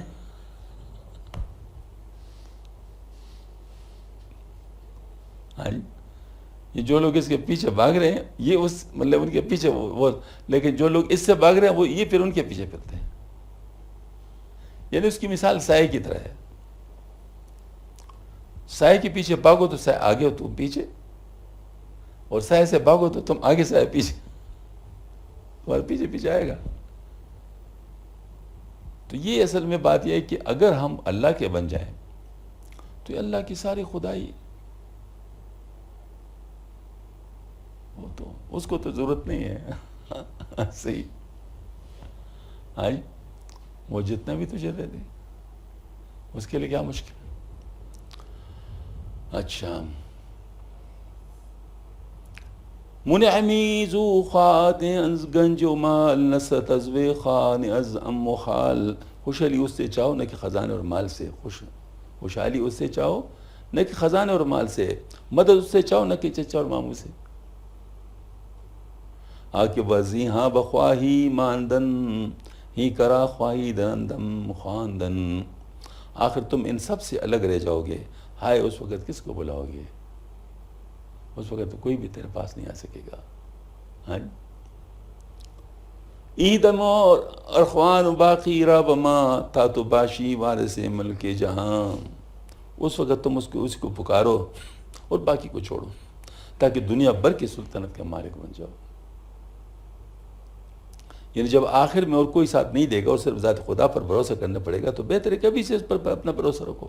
اب سے بے نیاز ہو جاؤ اس شعر سے کسی کو شبہ نہ ہو کہ اسے بزرگان دین سے استمداد و استعانت کرنے کی نہیں ہے، کیونکہ باقی ربما سے مقصود یہ ہے کہ تم اللہ کو چھوڑ کر ایسی ہستیوں پر بھروسہ نہ کرو جن پر بھروسہ کرنا تم کو خدا سے غافل کرے اور اس سے دور لے جائے، بخلاف اس کے بزرگان دین سے استمداد عین درگاہ حق کی طرف رجوع توجہ ہے۔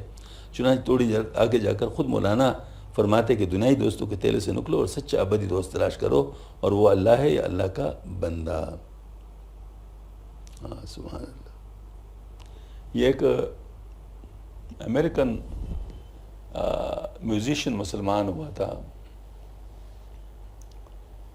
تو ماشاءاللہ بہت نیک آدمی، آج کل کراچی میں سیٹل ہے، انڈیا سے شادی کی ہے، تبلیغی جماعت کے ساتھ ان کا بڑا تعلق ہے، تو یہاں کبھی کبھی آتا ہے، کبھی کبھی آتا ہے۔ مجھے پتہ تھا تو میں اس سے ملنے کے لیے گیا، اسلام آباد میں ان کا بیان تھا، اس سے ملنے کے لیے میں اس سے مطلب ہمارے ہے آپس میں رابطہ۔ تو جس وقت ہم پہنچے بیان میں، اس وقت تقریباً بیان کا اینڈ ہو رہا تھا، تو وہ آخر میں یہ کہہ رہا تھا be with Allah, if this is not so be with those who are with اللہ، یعنی اللہ کے ساتھ ہو جاؤ، اگر یہ تمہارے لیے اس وقت ممکن نہیں تو ان کے ساتھ ہو جاؤ جو اللہ کے ساتھ ہے۔ کیسے خواہ مختصر بات کر لی، لیکن وہی بات جو حضرت فرما رہے ہیں وہی بات کی، be with Allah and if this is not so be with those who are with Allah۔ تو یہ مطلب یہ ہے کہ نیک لوگوں کے ساتھ ہونا تو اللہ کے ساتھ ہونا ہے، نیک لوگوں کے ساتھ ہونا تو اللہ کے ساتھ ہونا ہے۔ جیسے آپ صلی اللہ علیہ وسلم کے ساتھ کوئی ہوگا تو کس کے ساتھ ہوگا؟ وہ تو اللہ کے ساتھ ہی ہے نا۔ تو آپ صلی اللہ علیہ وسلم کا جو متبعین ہے ان کا معاملہ بھی ایسے ہوگا، جو ان کے ساتھ ہوگا تو وہ اللہ کے ساتھ ہوں گے، ٹھیک ہے۔ چوں یفر المرء عائد من اخیہ یہرب المولود یوما من ابیہ۔ سبحان اللہ۔ حضرت بہت بڑے عالم ہیں نا، تو عربی میں بھی اسی بحر میں شعر فرما رہے ہیں جو فارسی والا بحر ہے۔ ہاں جی، چوں یفر المرء عائد من اخیہ، یعنی جب یفر المرء من اخیہ آیا ہوا ہے، یعنی مطلب آدمی اپنے بھائی سے بھاگے گا۔ یہرب المولود یوما من ابیہ، جب فرزند باپ سے بھاگے گا، یعنی اس وقت سارا معاملہ بس صرف اللہ کے ساتھ ہوگا، ہر ایک دوسرے سے بھاگے گا۔ اس میں اشارہ ہے یوم المرء من اخیہ وامہ وابیہ وصاحبتہ وبنیہ لکل امرئ منہم یومئذ شأن یغنیہ، یعنی اس دن ایسی نفسی نفسی ہوگی کہ آدمی اپنے بھائی، اپنے ماں، اپنے باپ، اپنے جوڑوں، اپنے بیٹوں سے بھاگے گا، اور اس میں سے ہر شخص کو اس دن اپنی ذات کا فکر لگا ہوگا کہ اس کو بس کرتا ہے۔ زاں شود ہر دوست سعد ادو کہ بوتی تو بود او از رحمان او، اس لیے اس وقت ہر دوست تمہارا دشمن ہو جائے گا جو دنیا میں تمہارا بت تھا اور تمہارے ہدایت کا معنی تھا، یعنی جن لوگوں کے بدون تم کو ایک دم چین نہیں پڑتا تھا، وہ اس دن تمہارے دشمن ہوں گے۔ اصل میں حقیقت کی بات ہو جائے گی نا، مطلب وہ جو پردہ ہے وہ چاک ہو جائے گا، تو اصل چیز حقیقت کے طور پہ آ جائے گی۔ تو اب یہ کہ جو دشمن ہے وہ دوست کے روپ میں ہے، تو روپ تو ختم ہو گیا، تو پھر کیا چیز سامنے آ جائے گی؟ ظاہر دشمنی اس کی سامنے آ جائے گی۔ تو آپ نے اللہ کے اوپر بھروسے کے بجائے جن پہ بھروسے کیا تھا وہ تو مسئلہ ہو گیا تھا، تو وہاں پر سارا پردہ چاک ہو جائے گا کہ اب کوئی تیرے کام نہیں آ رہا۔ ہاں جی، یہ فیصل آباد کے ایک تبلیغی جماعت کے بڑے آدمی ہیں، کافی وقت لگائے ہوئے، پروفیسر ہیں، وہ یہاں آئے تھے مطلب بیان کرنے کے لیے۔ اس نے ایک بات کی، اس نے کہا کہ میرے والد صاحب بہت لرنڈ اسکالر تھے، بڑی ڈگریاں اور ساری چیزیں حاصل کی تھی، ہوتے ہیں بعض لوگ ذرا ایجوکیشن میں کافی آگے ہوتے ہیں۔ جب ان کی موت کا وقت آ گیا تو اس نے مجھے کہا میری ڈگریاں لے آؤ، تو میں حیران ہو گیا کہ اس وقت ڈگریوں کی کیا ضرورت ہو گئی، کیا کرنا چاہتے ہیں والد صاحب؟ کیونکہ یہ بھی دیندار آدمی تھے، وہ بھی دیندار آدمی تھے. تو وہ حیران ہو گئے کہ اس وقت ڈگریوں کی کیا ضرورت پیش آئی. خیر حکم کے مطابق میں چلا گیا اور میں فورڈ کی ہوئی ڈگری پڑھی ہوئی تھی نا، فورڈ. تو وہ رول کی ہوئی تھی، وہ پڑھی ہوئی تھی.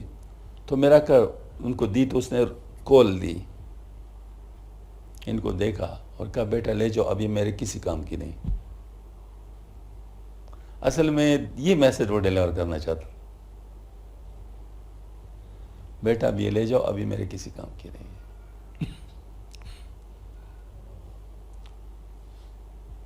ابھی 2-3 دن پہلے اخبار میں ایک خبر آئی تھی، انگلینڈ میں غالباً یا یورپ کے کسی ملک میں کسی نے 92 سال کی عمر میں کوئی ڈگری مکمل کی، پی ایچ ڈی کی، ان کو دے رہے تھے 92 سال کی. تو مجھے کسی نے کہا دیکھو کیسے زبردست. میں نے کہا کیا زبردست، اس کو کیا فائدہ ہے اس کا؟ بھئی بے مقصد چیز پہ وقت لگا ہے نا. اب اس کو اس کے کیا فائدہ اٹھا سکتا ہے اور کیا کرنا چاہتے ہیں اس کے لیے کچھ. اگر مسلمان ہوتا اور آخرت کے لیے کام کرتا تو وہی چیز بہتر نہیں تھی. اب اس وقت پی ایچ ڈی سے کیا فائدہ اٹھانا ہے؟ کچھ بھی نہیں فائدہ. آپ کو اگر 50 پی ایچ ڈی بھی حاصل ہو جائے تو کیا فائدہ آپ اسے لے سکتے ہو؟ ہاں جی. یعنی یہ چیزیں پھر خود بخود اس کی افادیت ختم ہو جاتی ہے اور آپ اپنے اصل بات پہ آ جاتے ہیں کہ جو آپ کے لیے مفید ہے، جو آپ کے لیے وہ یعنی ضروری ہے. یہ اکثر لوگ ریٹائرمنٹ سے اکثر پریشان ہوتے ہیں. میں اپنے ساتھیوں سے بات کر رہا تھا تو میں نے کہہ دیا، میں نے کہا بھئی اگر مجھے ریٹائرمنٹ کا وقت آیا نا تو 1 منٹ بھی زیادہ دیر نہیں گزاروں گا، میں ریٹائرمنٹ فوراً. تو کیوں؟ میں نے کہا بس اللہ پاک نے جتنا میرا وقت مقرر کیا تھا کام کا ہو گیا پورا، بس اس کے بعد پھر آخرت کی تیاری کریں گے. مطلب کیا ہے؟ مطلب اللہ پاک ہے کہ اگر معمول کے مطابق کوئی روزگار اگر آپ کے لیے کوئی ذریعہ بنائے جس کو کہتے ہیں نا وہ ضرورت کو پورے کرنے کے لیے، بس ٹھیک ہے نا. کیا آپ مطلب اس کے بعد پھر اور کام کریں گے خواہ مخواہ؟ وہ کام آپ آخرت کا کریں نا، کیا مطلب ضرورت ہے؟ تو یہ واقعتاً خواہ مخواہ بعض لوگوں کے اوپر یہ چیز ہوتا ہے کہ وہ 2-3 دن کام کرنا اور اس طرح جو ہے نا مطلب اپنی زندگی کو ضائع کرنا، یہ کوئی بات نہیں. دیکھو میں آپ کو بتاؤں، خرچ کو کم کرنا اور مال کو بڑھانا، ان دونوں میں کون سا آپشن زیادہ بہتر ہے؟ ہاں جی، خرچ کو کم کرنا والے آپشن آپ کا زیادہ بہتر ہے، کیونکہ اس سے آپ کے مسائل زیادہ جلدی حل ہو سکتے ہیں آپ کے اس میں بس میں. تو بجائے اس کے کہ آپ جو ہے نا مطلب یہ ہے کہ وہ مال کو بڑھانے، بلکہ بعض دفعہ تو مال بڑھانا بے فائدہ ہوتا ہے. مثال کے طور پر آپ کا 2 لاکھ میں گزارا ہوتا ہے، ویسے مثال تو 2 لاکھ تو بہت زیادہ ہے، یعنی مثال بڑے لوگوں کے لیے مثال لیتا ہوں، یا جو بڑے مالدار لوگ ہیں ان کے لیے بات کر رہا ہوں. تو 2 لاکھ کا جن 2 لاکھ میں تو ان کے لیے 2 ارب کی کیا ضرورت ہے؟ وہ 2 ارب روپے وہ کیا کرے گا؟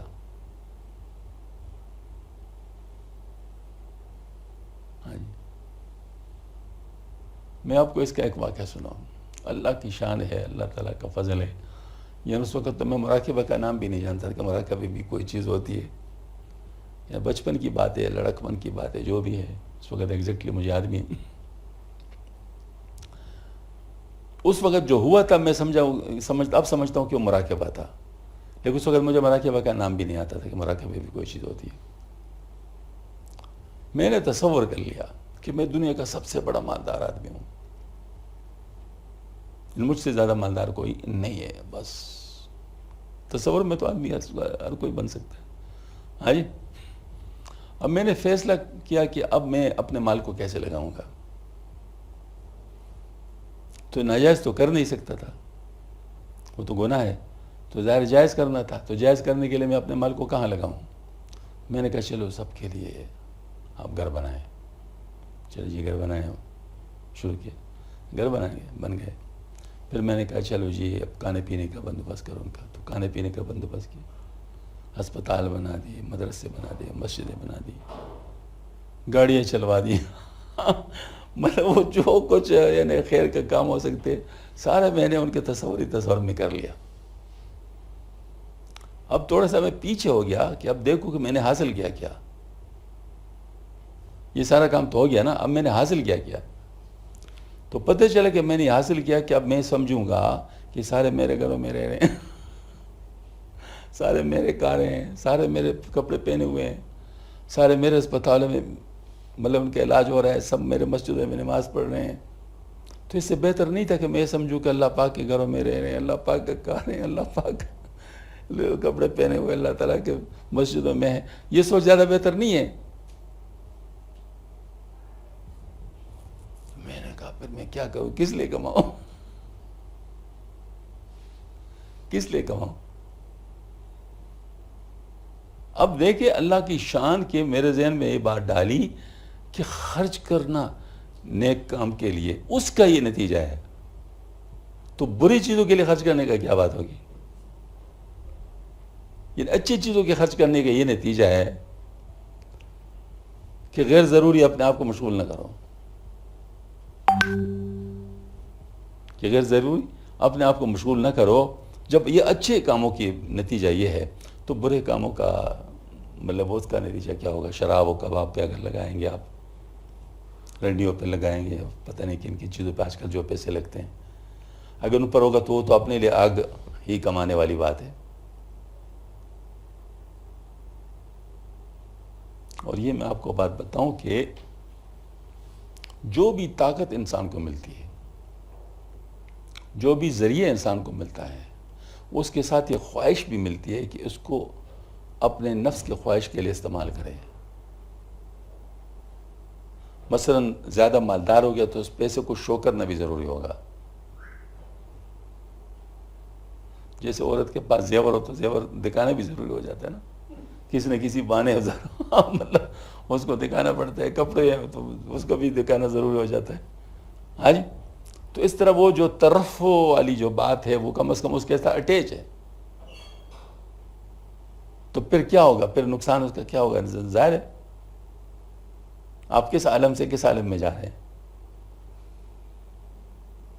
تو یہ میں اس لیے عرض کرتا ہوں کہ اگر ہم لوگ ان چیزوں کو سمجھیں تو بس اتنا کرے کہ آپ اپنا نقصان نہ کرے، ضرورت پوری کر لیں، اپنا نقصان کم از کم نہ کرے. آخرت کا نقصان سب سے پہلے، اور پھر اس دنیا کا نقصان. اس دنیا کا بھی نقصان ہوتا ہے نا. اس دنیا کا کیا نقصان ہوتا ہے؟ بس ایک آدمی کی ایک فیکٹری ہے تو اس فیکٹری کا ٹینشن ہوگا یا نہیں ہوگا؟ تو اگر 2 ہو جائیں ٹینشن بڑے ڈبل ہو گیا نا، اور پھر 3 ہو جائیں تو دنیا بھی آپ کی ٹینشن ہی بڑھے گی نا. ذرا تھوڑا سا اگر میری بات نہیں مانتے ہو تو ایسے لوگوں کے پاس جا کر ذرا ملو، ان کے ساتھ ان کے ساتھ بات چیت کر لو، دیکھو، تھوڑا سا غور کر لو، مطلب آخر ان کی زندگی کیسے گزر رہی ہے. آپ کو صرف اس کا کروفر نظر آتا ہے، آپ کو اس کے کروفر کے پیچھے جو ٹینشنز ہے وہ نظر نہیں آ رہے کہ کیا کیا حوال ہے. چلے جائے ہمارے بحریہ ٹاؤن والے، کیا ہے، کیا نام ہے اس کا، ملک ریاض، تھوڑا سا ان سے ان کے ساتھ بیٹھ جائیں، پتہ چل جائے گا کہ کیا کیا ہو رہا ہے. ہاں جی. یہ ایک عجیب دنیا ہے.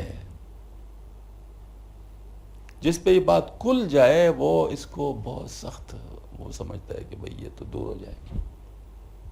ہاں جی. جس پہ یہ بات کھل جائے، اور نہ کھلے تو پھر بھاگتے رہتے ہیں ان چیزوں کے پیچھے. اللہ اکبر. روی از نقاش بر میں طافتی، چوز نقشے ان سے دل میں یافتی. جب تم نے ایک مورد سے دل کو مانوس کر لیا تھا تو مورد کے پیدا کرنے والے خالق برحق سے منہ پھیر لیا. جو تمہاری سخت غلطی تھی، ان مورتوں سے مانوس نہیں ہونا چاہیے تھا. ہاں جی. ایدم اریارانت باتو زد شوند وستو برگردند و در خصمی شوند. اس وقت حیات دنیا میں اگر تمہارے دوست تمہارے خلاف ہو جائیں اور تم سے پھر جائے اور مخالفت میں آ جائے تو بگو نہ کرو زمن پیروز شد آنچ فردا خاص شد امروز شد. تم کہو کہ میرے دن بختاور ہے کہ جو کچھ کل ہونے والا تھا آج ہی ہو گیا. ضد من گشتند اہلی ای سرا تا قیامت این شدی پیشی مرا. اس عالم دنیا کے لوگ میرے خلاف ہو گئے، آئندہ ہونے والے واقعات میرے لیے نقد بن گئے. جو لوگ جو قیامت میں میرے خلاف ہونے والے تھے ابھی سے ہو گئے. پیش ازاں کے روزگار خود برم عمر با ایشاں بپایاں آورم. قبل اس کے میں زندگی بسر کر چکوں، میں اس کے ساتھ عمر کو اختتام تک پہنچو، پہلی فیصلہ ہو گیا. کالے معیوب بخری دا بدم شکر کز اے بش پگا واقف شدن. ورنہ میں تو ایک عیبدار مال خرید لیا ہوتا، شکر ہے کہ میں صبح سویری اس کے عیب سے آگاہ ہو گیا. پیش ازاں کس دست سرمایہ شدے عاقبت معیوب بیرو آمدے. شکر ہے کہ فیصلے سے پہلے ہو گیا کہ میرے ہاتھ سے سرمایہ نکل چکا ہوتا اور آخر سرمایہ سے خریدا ہوا مال عیبدار نکلتا. مال رفتہ عمر رفتہ اے نصیب مالو جا دادا بے کالا ہی معیب. اور مجھے اپنے سر پیٹ کر کے نہ پڑ کے ہائے قسمت، مال ابھی ہاتھ سے گیا اور عمر بھی جاتی رہی. ایک عیبدار مال کے لیے مال اور عمر گنوائی. رخت دادم زر قلب بستدم شادشاں سوئی خانہ میں شدم. میں نے کرا مال دیا اور کوٹے دام لے لیے اور خوشی خوشی گھر کی راہ لی. شکر کا ہی کلبش پیدا شد کنو پیش ازاں کی عمر بگزشتے فضوں. شکر ہے کہ اس کی کوٹ بھی ظاہر ہو گئی کہ قبل اس کی عمر زیادہ گزر جاتی. کلب ما دیتا کنو در گردنم ہے فبود عمر ضائع کردنم. ورنہ کوٹی نکتی جب تک میرے گلے کا ہار ہوتی، مجھے اپنی عمر کے اسی دھوکے میں ضائع کرنے پر افسوس ہوتا. چوبگا تر قلبی او روح نمود پائے خود راوا کشم من زود. بہت سے اس کا کوڑا پن مجھ پہ ظاہر ہو گیا تو میں جلدی اس سے پیچھے ہٹ جاؤں گا. آگے مولانا گرامفر نصیحت فرماتے، یار تو جو دشمنی پیدا کند کر رشک حق داد بیروں زند. تمہارا دوست جب دشمنی کا اظہار کرے تو اس کے رشک و کینہ کا حملہ اعلانیہ تم پر ہو گیا. تو ازا اعراض او افغام کن خویشتن را ابلو نادام کن. تم اس کی بے روحی کا شکر نہ کرو، اپنے آپ کو ناحق احمق بیوقوف بناؤ، بلکہ شکر حق کن نہ بشکن کی نگشتی در جوانے او کہن. بلکہ اکترا کا شکر کرو اور شکرانے میں مساکین کو روٹیاں بانٹو کہ تم کو اس کی فیض دوستی کے تیلے میں پڑے بوڑھے نہیں ہو گئے. از جواب شزود پیرو آمدی تاب جو یار صدقی سرمدی. تم جلدی اس کے تلے سے باہر نکل آئے تاکہ دوست برحق ابدی تلاش کرو. نازنی یارے کے بعد از مرگ تو رشتہ یاری اگردد صحتو. یعنی پیارا دوست کہ تمہاری وفات کے بعد اس کی دوستی کا تعلق تگنا مستحکم ہو جائے. عام اگر سلطان بود شاعر رفی یا بود مقبول سلطان و شفیع. پیارا دوست یا تو شہنشاہ کی فرمان روائے برتر ہے یا اس شہنشاہ کا مقبول اس کے بارگاہ میں شفاعت کرنے والا بندہ ہے. رستی از قلاب سالو سودغل غرو دیدی ایاں پیش اجل. تم ایک آنکڑے اور مکر و فریب سے چوٹ گئے، اس کے فحش کو تم نے مرنے سے پہلے نمایاں طور پر دیکھ لیا. ای جفائے خلق بر تو در جہاں اگر بدانی گنج زر آمد نہاں. دنیا میں تم لوگ کا یہ ظلم اگر تم سمجھو تو ایک مخفی خزانہ طلا ہے. خلق رابا تو چونی بدخو کنند تارنا ناچارو افسوں کند. یعنی مخلوق اس طرح تمہارے حق میں جو بدخو بنا دیا تو اس کے لیے کہ تم اس طرف یعنی حق کی طرف متوجہ ہونے پر مجبور کیے جاؤ. این عقیدہ کاندر آخر جملہ شاں خسم گردند ادو سرکشاں. یہ یقین رکھو کہ آخر سب کے سب مخالف اور دشمن و گردان ہو جائے. چنانچہ اگر دشمنی بمانے عرفی نہیں تو مردے کا مال اڑا لے جانا، اس کو کبھی فاتحہ تک کے لیے یاد نہ کرنا عملی دشمنی مخالفت ہے، جس کا وقوع بیٹوں بھائیوں بتیجوں وغیرہ سے عموماً ہو جاتا ہے. تاب مانی با فغاں اندر لحد لا تذرنی فرد خانہ ازحد. حتیٰ کہ تم لحد کے اندر روتے چلاتے رہو، خداوند احد سے دعا کرتے ہو کہ الہی مجھے اکیلا نہ چھوڑ. اے جفایت بہستو عہد واقعیاں ہم زداد تست و عہد باقیاں. اے خدا جس کی جفا دوسرے مات کرنے والوں کے عہد سے اچھی ہے، باقی لوگوں کا عہد بھی تیرے احتیاط سے. بشنو اکلی خدے امباردار گندمی خدرا بارز اللہ سے پار. ایک اللہ کا ڈر رکھنے والے اپنے عقل پہ مشورہ سنو اور اسم عمل ملا کے اپنے گیہوں کو اللہ کے زمین میں بو دے، یعنی اللہ کے رضا میں اپنے مال کو خرچ کر. تاشود ایمن زد زو واز پش دیورا با دیو چیزو تربکش. یعنی تاکہ وہ گیہوں چور اور کرم سے محفوظ رہیں. کرم یعنی مطلب کیڑے سے. شیطان کو اپنے عقل کی دیمک کے ساتھ ہلاک کرو. کوہ میں ترساندت ہر دم ز فقر ہم چکب کش سید کن اے نر سفر. یعنی جو تم کو ہر دم محتاج سے ڈراتا ہے، اے نرشکر اس کو چکور کی طرح شکار کر لے. یعنی الشیطان یعدکم الفقر ویامرکم بالفحشاء. اچھا، یا بعض سلطانی عزیز و کامیار ننگ باشد گر کند کم قد شکار. تو بادشاہ کا باز ہے پیارا اور مردامن ہے، شرم کی بات ہوگی اگر چکور تجھ کو شکار کر لیں. تم خدا کے بندے امت رسول صلی اللہ علیہ وسلم ہو کر شیطان لعین کے چکمے میں آ جاؤ تو ڈوب مرنے کا مقام ہے. آگے پھر زروان کے مرد صالح کا ذکر چلتا ہے جو اپنے فرزندوں کو نصیحت کرتا ہے. بس وصیت کر دو تخم واز کاشت چو زمیں شاں شور ہے بد سودے نہ داشت. اس نے بہت وسیع واز کا بیج بوجھا چونکہ ان تباہ میں زمین شور تھی اس لیے کچھ فائدہ نہیں ہوا. گرچہ ناصحرا بوت صد داعیہ پندرا ازنے ببائے داعیہ. اگرچہ ناصح کے دل میں نصیحت کے سینکڑوں ولولے مگر سامعین متوجہ نہ ہو تو کیا فائدہ. اچھا، تو بسط تلطیف پندش می دہی اوز پندت میں کنت پہلو تہی. تم سینکڑوں خوشبانیوں سے ان کی نصیحت کرتے رہو، تمہاری نصیحت سے کترائے گا. یک سے نامستمی راستیز ورد ست کسے گویندہ عاجز کند. ایک آدمی غور سے نہ سننے والے اپنی بحث تردید کی عادت سے 100 بولنے والے کو عاجز کر لیتا ہے. زمبیا ناصح ترو خوش لہجہ تر کے بوت کے رفت دمشاں در حجر. پیغمبر سے نصیحت کرنے والا خوشبان کوئی کب ہو سکتے جس کے بعد پتھر میں اتر جاتی ہے. زانچ سنگو کو ہو در کارامتن میں نشد بدبخترا بخشادہ بن. تو جن اقوال طیبہ انفاس متبرکہ سے متاثر پتھر پہاڑ بھی کام کرنے لگتے، ان سے بدبخت کا حل نہ ہوتا. آنچنا دلہا کہ بت شاہ ماون نیت شاہ شد بل اشد قسوت. یعنی ایسے سخت دل جن کو ہم اور میں کہ احساس خودی نے مغروب بنا رکھا تھا، ان کی تعریف یہ تھی بلکہ پتھروں سے بھی زیادہ سخت تھے. اب اس کا لب لباب عرض کرتا ہوں. لب لباب ان تمام چیزوں کا حضرت نے جو بیان کیا ہے یہ ہے کہ اس وقت دنیا جو ہے نا یہ فانی ہے اور محدود ہے. اور جیسے حدیث شریف میں آتا ہے الدنیا جیفۃ و طالبها کلاب. دنیا مردار ہے اور اس کے طلب کرنے والے کتے ہیں. اب مجھے بتاؤ کتوں کی خصلت کیا ہوتی ہے؟ ذرا تھوڑا سا دیکھیں. کتوں کی خصلت یہ ہوتی ہے کہ جو اس کے پاس ہے نا اس پہ صبر نہیں کرتا، وہ دوسرے کے اوپر پھر جبڑتا ہے.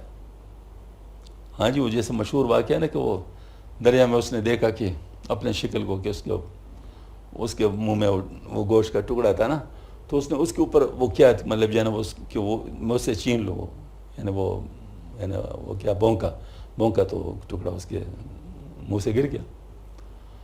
تو اسی طریقے سے جو کتے کی خصلت یہ ہے کہ وہ حریص ہوتا ہے. تو وہ ظاہر مطلب ہے کہ وہ کسی اور کتے کو برداشت نہیں کرتا، آپس میں لڑ پڑتے. تو جب یہ دنیا جیفتن دنیا مردار ہے اور طالب و کلاب اور اس کے طلب کرنے والے کتے، تو جتنے دنیا دار ہوں گے وہ کسی کے ساتھ خیر خواہ ہو سکتے ہیں، کسی کے خیر خواہ ہو سکتے ہیں. یہی وجہ ہے کہ آفیسز میں بھی اپنے جونیئر سے لوگ ڈرتے ہیں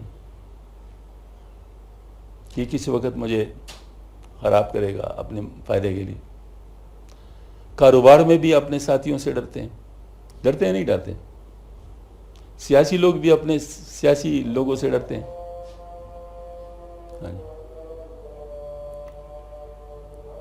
اللہ صلی اللہ سیدنا مولانا محمد وبارک صلی اللہ رب حاضر دعوت تامت صلاۃ قامت محمد. تو وہ جب یہ والی بات ہے تو ظاہر مطلب ہے کہ خیرخواہ تو کوئی نہیں ہو سکتا، وہ صرف اور صرف وقتی طور پر آپ کے ساتھ ایڈجسٹڈ ہے، ورنہ موقع وہ ڈھونڈے گا. جب آپ کو اس قسم کے تجربات ہو جائیں گے تو جن پہ تک کیا تھا وہی پتے ہوا دینے لگے والی بات ہے، تو آپ کو احساس ہو جائے گا کہ دنیا میں کوئی بھی میرا وفادار نہیں ہے. تو آپ فرماتے ہیں تمہاری خوش قسمتی کہ تمہیں پتہ چل گیا. اگر موت کے بعد پتہ چل رہا تو کیا کرتے؟ دنیا میں پتہ چل گیا تو اب ذرا اس کی طرف مڑ جاؤ نا جو بے لوث ہے، جو تیرے ساتھ صرف اپنے بندے کی طرف پیار کرتا ہے اور کوئی اس کا مطلب نہیں ہے. اس کی طرف کیوں نہیں مڑتے ہو؟ کیونکہ آپ کے ساتھ جو بھی کوئی خیر خواہی کر رہا ہے سوائے اللہ والوں کی، اس کا کوئی مطلب ہوگا. کوئی مطلب ہوگا. تو مطلبی لوگوں سے آپ نے کیا لینا ہے؟ تو اس وجہ سے حضرت فرماتے ہیں کہ آپ کو خوش قسمتی ہے کہ آپ کو پتہ چل گیا، حقیقت کا پتہ چل گیا، اور اب آپ جو ہے نا اس حقیقت کا جو نتیجہ ہے اس کی طرف مڑ جاؤ، اللہ کی طرف مڑ جاؤ. وہاں تو بھاگیں گے تجھ سے، یہاں بھی اب بھاگنا شروع ہو گئے تو تجھے پتہ چل گیا نا. ہاں جی. تو یہ مطلب حضرت مطلب اس میں کہہ رہے ہیں کہ اپنے وقت کو مزید ضائع نہ کرو، بلکہ جو تیرا دوست ہے حقیقی، اس حقیقی دوست کی طرف مڑ جاؤ، اور جو تمہارا حقیقی دشمن ہے اس کے دام میں نہ آؤ، اور وہ شیطان ہے. دیکھو تجھے اللہ نے اشرف المخلوقات بنایا ہے، تو اس خبیث کے چکر میں آئے گا جو اپنا بھی دشمن ہے. وہ تو اپنا کے ساتھ بھی تو انصاف نہیں کر رہا، اپنا بھی دشمن ہے، تو اس کے چکر میں آئے گا. جو اپنا نہ ہوا تو تیرا کیا ہوگا؟ تو لہذا اس کی طرف نہ جاؤ بلکہ اللہ کی طرف جاؤ. وہ ہے. اور جہاں تک نفس کی بات ہے، یہ تو اللہ پاک نے تجھے کام کے لیے دیا ہوا ہے، اس پہ تو سواری کرنا ہے، اس کو تو اپنے اوپر سوار نہیں کرنا. ہاں جی. بھائی گاڑی کس چیز کی ہوتی ہے؟ گاڑی کو اٹھانے کے لیے ہوتی ہے کہ آپ کندھے پہ اٹھائے اس کو. وہ تو اس میں بیٹھنے کے لیے ہوتی ہے کہ مطلب آپ اس کو استعمال کریں. تو نفس جو ہے، یہ تو نفس تو اس لیے کتاب آپ اس پہ سواری کر لو، کام کرو. نہیں ہے کہ آپ خود ہی اس کے نیچے لگ جاؤ، جو یہ کہے تو تم وہی کام کرنا شروع کرو. بس یہی حضرت کی نصیحت ہے. تو اس واقعے سے حضرت نے وہ ہے کہ یہ بات ہم سب کو سمجھا دی کہ ہم اصل کی طرح. ہاں البتہ جن لوگوں کو ابھی سمجھ نہیں ہے تو وہ فرمایا کہ ان کے لیے نصیحت کوئی فائدہ نہیں پہنچائے گا. فرمایا آپ صلی اللہ علیہ وسلم سے بہتر تم بات نہیں کر سکتے. تو ابو جہل اس کی بھی نہیں مانا. تو جو ابو جہل کے طریقے پہ ہوں گے تو وہ تمہاری بات کیوں مانیں گے؟ تو ان کی پرواہ نہ کرو، ان کی پرواہ نہ کرو. ہاں البتہ جو آپ کی مانتے ہیں یا آپ سمجھتے ہیں تو ان تک آپ ان کی بات پہنچا سکتے ہو. باقی جو حقیقت ہے وہ تو یہی ہے. تو واقعتاً ہم نے دیکھا ہے کہ اللہ والوں کے ساتھ بیٹھ کر لوگوں پہ حقیقت کھلتی ہے اور معلوم ہوتا ہے کہ دنیا کی حقیقت کیا ہے. اپنے زندگی کا استعمال لوگوں کو سمجھ میں آ جاتا ہے. ورنہ انسان جان، مال، وقت، اولاد ایسے فضول چیزوں کے لیے لوٹاتا ہے، ایسے فضول چیزوں کے لیے جس کا انسان کو سوچ بھی نہیں سکتے. وہ جیسے وہ کہتے ہیں کہ فنکشن تھا کوئی چودھری کے ہاں، مطلب کوئی شادی وادی تھی، تو وہ کہتے ہیں یار وہ چودھری میرا مقابلہ کیا کرے گا، اس شادی میں تو 70,000 تو مجھ سے ڈوم لے گئے. یعنی اپنی بیوقوفی کا خود اعلان کر رہا ہے کہ میں اتنا بیوقوف ہوں کہ 70,000 تو مجھ سے ڈوم لے گئے. اس کو فخر کے طور پہ کہہ رہا ہے کہ مطلب میں اتنا بیوقوف ہوں. تو اس پہ فخر کرتے ہیں لوگ؟ نہیں کرتے. حالانکہ یقینی بات ہے کہ لوگوں کو آپ خوش نہیں کر سکتے. چاہے آپ اپنے آپ کو کاٹ دیں ان کے سر کے سامنے رکھتے پھر بھی نہیں خوش کر سکتے. اس سے بہت کم آپ اللہ تعالیٰ کے لیے کر لے تو اللہ تعالیٰ آپ سے خوش ہو جائے گا. بہت کم. اگر آپ اللہ تعالیٰ کے لیے تو اللہ آپ سے خوش ہو جائے گا. تو کیوں نہ ہم اللہ کو راضی کر لیں؟ اور جب اللہ کو راضی کریں تو اللہ پاک پھر ہم سے لوگوں کو راضی کروا دے گا. اس کے لیے کوئی مشکل نہیں ہے. ہاں جی. اللہ تعالیٰ ہم سب کو عقل نصیب فرما دے.